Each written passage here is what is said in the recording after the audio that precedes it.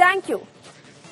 ತಮಿಳುನಾಡಿಗೆ ಕಾವೇರಿ ನೀರು ಹರಿಸುವುದಕ್ಕೆ ಶಿಫಾರಸನ್ನ ಮಾಡಿರುವ ವಿಚಾರವಾಗಿ ಸಿಡಬ್ಲ್ಯೂಆರ್ಸಿ ಶಿಫಾರಸಿನಂತೆ ಕಾವೇರಿ ನೀರನ್ನ ಹರಿಸಬೇಕಾ? ಸಿಡಬ್ಲ್ಯೂಆರ್ಸಿ ಶಿಫಾರಸು ವಿರೋಧಿಸಿ ಈಗಾಗಲೇ ಸಿಡಬ್ಲ್ಯೂಎಂಎ ಮೊರೆ ತಮಿಳುನಾಡಿಗೆ ನೀರು ಹರಿಸುವ ವಿಚಾರಕ್ಕೆ ಸಂಬಂಧಪಟ್ಟಂತೆ ಒಂದು ಕಡೆ ಈಗಾಗಲೇ ವಿರೋಧ ಕೂಡ ವ್ಯಕ್ತವಾಗ್ತಾ ಇದೆ, ಮತ್ತೊಂದು ಕಡೆ ಆಗಲ್ಲ ಅಂತ ಕೂಡ ಈಗ ಮೇಲ್ಮನವಿಯನ್ನ ಸಲ್ಲಿಸಲಾಗ್ತಿದೆ. ಸಿಡಬ್ಲ್ಯೂಎಂಎಗೆ ಮೇಲ್ಮನವಿ ಸಲ್ಲಿಸ್ತಾ ಇದೆ ರಾಜ್ಯ ಸರ್ಕಾರ.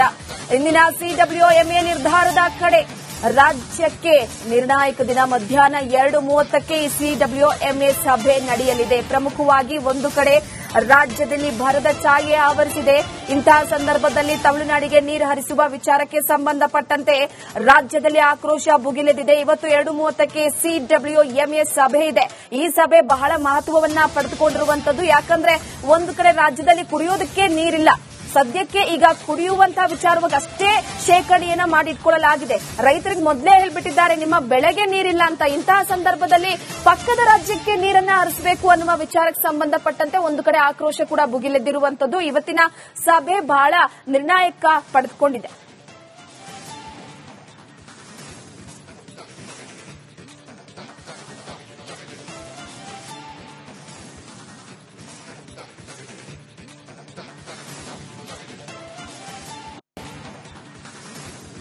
ಈ ಬಗ್ಗೆ ಮತ್ತಷ್ಟು ಮಾಹಿತಿಯನ್ನು ನೀಡ್ತಾ ಹೋಗ್ತಾರೆ ನಮ್ಮ ಪ್ರತಿನಿಧಿ ಸುರೇಶ್. ನೇರ ಸಂಪರ್ಕದಲ್ಲಿ ಜಾಯಿನ್ ಆಗ್ತಿದ್ದಾರೆ. ಸುರೇಶ್, ಪ್ರಮುಖವಾಗಿ ಒಂದ್ ಕಡೆ ಈಗಾಗಲೇ ಸದ್ಯಕ್ಕೆ ಕರ್ನಾಟಕದಲ್ಲಿ ಪರಿಸ್ಥಿತಿ ಕುಡಿಯೋದಕ್ಕಷ್ಟೇ ನೀರಿರುವಂತದ್ದು. ಇದನ್ನ ಬಿಟ್ಟು ಮತ್ತೆ ಈಗಾಗಲೇ ತಮಿಳುನಾಡು ರಾಜ್ಯಕ್ಕೆ ನೀರನ್ನ ಹರಿಸಬೇಕು ಅನ್ನುವ ವಿಚಾರವಾಗಿ ಆಕ್ರೋಶ ಕೂಡ ಭುಗಿಲೆದ್ದಿದೆ. ಇಲ್ಲ ನೀರ್ ಬಿಡೋಕ್ಕಾಗಲ್ಲ ಅಂತ ಒಂದು ಕಡೆ ರಾಜ್ಯ ಸರ್ಕಾರ ಕೂಡ ಸಭೆ ನಡೆಸೋದಕ್ಕೆ ಮುಂದಾಗ್ತಿರುವಂತದ್ದು. ಈ ಬಗ್ಗೆ ಮಾಹಿತಿ ಕೊಡೋದಾದ್ರೆ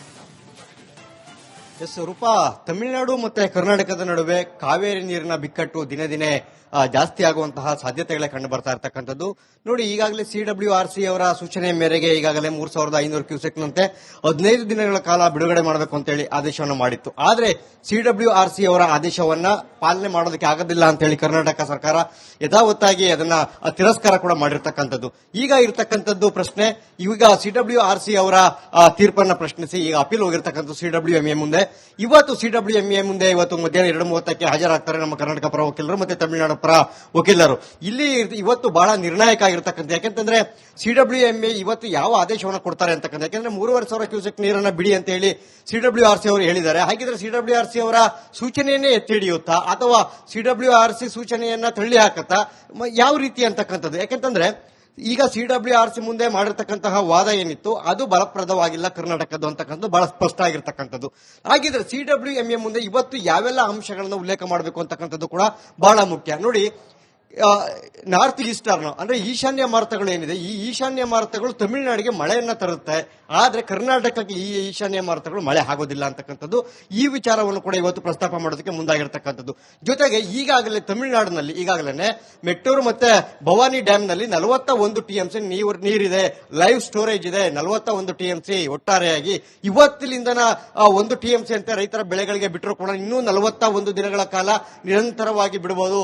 ಸೊ ಹೀಗಾಗಿ ಈ ಎರಡು ಅಂಶಗಳನ್ನು ಕೂಡ ಸಿಡಬ್ಲ್ಯೂಆರ್ಸಿ ಮನಗಂಡಿಲ್ಲ.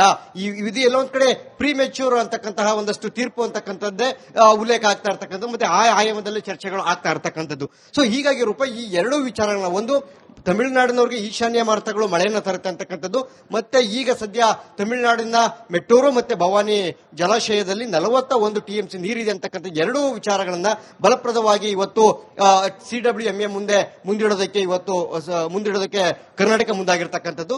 ಜೊತೆಗೆ ಸಿಡಬ್ಲ್ಯೂಆರ್ಸಿಯ ತೀರ್ಪನ್ನು ಯಾವುದೇ ಕಾರಣಕ್ಕೂ ನಾವು ಪಾಲನೆ ಮಾಡೋದಕ್ಕೆ ಆಗೋದಿಲ್ಲ.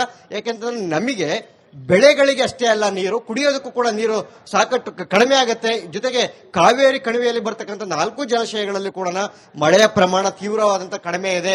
ಕಳೆದ 30 ವರ್ಷಗಳಿಂದ ಆಗಬೇಕಾಗಿದ್ದಂತಹ ಮಳೆ ಏನಿತ್ತು ಅದರ ಸರಾಸರಿಯಂತೆ 65% ಮಳೆ ಕಡಿಮೆ ಆಗಿದೆ ಅಂತಕ್ಕಂತಹ ಬಲವಾದಂತಹ ವಾದವನ್ನು ಇವತ್ತು ಮುಂದಿಡ್ತಾರೆ. ಸೊ ಹೀಗಾಗಿ ಸಿಡಬ್ಲ್ಯೂಎಂಎ ಅವರು ಕರ್ನಾಟಕದ ವಾದವನ್ನು ಆಲಿಸಿ ಯಾವ ತೀರ್ಪನ್ನ ಕೊಡ್ತಾರೆ ಅಂತಕ್ಕಂಥದ್ದು ಬಹಳ ಕುತೂಹಲ. ಹೀಗಾಗಿ ಇವತ್ತು ಸಿಡಬ್ಲ್ಯೂಎಂಎ ಮುಂದೆ ಮಧ್ಯಾಹ್ನ 2:30ಕ್ಕೆ ನಡೆಯುವಂತಹ ಒಂದು ಮೀಟಿಂಗ್ ಏನಿದೆ ಇದು ಬಹಳ ಮುಖ್ಯ ಆಗಿರ್ತಕ್ಕಂಥದ್ದು.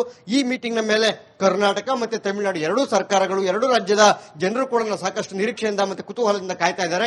ನೋಡಬೇಕು, ಈಗಾಗಲೇ ಒಂದು ಕಡೆಗೆ ಕರ್ನಾಟಕದಲ್ಲಿ ಕನ್ನಡ ಪರ ಹೋರಾಟಗಾರರು ಬೀದಿಗಿಳಿದು ಹೋರಾಟವನ್ನು ಮಾಡ್ತಾ ಇರ್ತಕ್ಕಂಥದ್ದು. ಜೊತೆಗೆ ತಮಿಳುನಾಡು ಭಾಗದಲ್ಲಿ ಯಾವುದೇ ಕಾರಣಕ್ಕೂ ನೀರನ್ನು ಬಿಡೋದಕ್ಕೆ ಆಗೋದಿಲ್ಲ ಅಂತ ಹೇಳಿ ರೈತರು ಬೀದಿಗಿಳಿದು ಹೋರಾಟವನ್ನು ಮಾಡ್ತಾ ಇದ್ದಾರೆ. ಜೊತೆಗೆ ಬಿಜೆಪಿ ಕೂಡ ಪ್ರತಿಭಟನೆಗೆ ಕರೆಯನ್ನ ಕೊಡ್ತಾ ಇರ್ತಕ್ಕಂಥದ್ದು. ಸೊ ಇದೆಲ್ಲ ವಿಚಾರಗಳನ್ನು ಕೂಡ ಸಿಡಬ್ಲ್ಯೂಎಂಎ ಮುಂದೆ ಪ್ರಸ್ತಾಪ ಮಾಡ್ತಾರೆ. ರೂಪ ನೋಡಬೇಕು 2:30ಕ್ಕೆ ಯಾವ ತೀರ್ಪು ಹೊರಬೀಳುತ್ತೆ ಅನ್ನೋದನ್ನ. ಥ್ಯಾಂಕ್ ಯು ನಿಮ್ಮೆಲ್ಲ ಮಾಹಿತಿಗಾಗಿ ಸುರೇಶ್.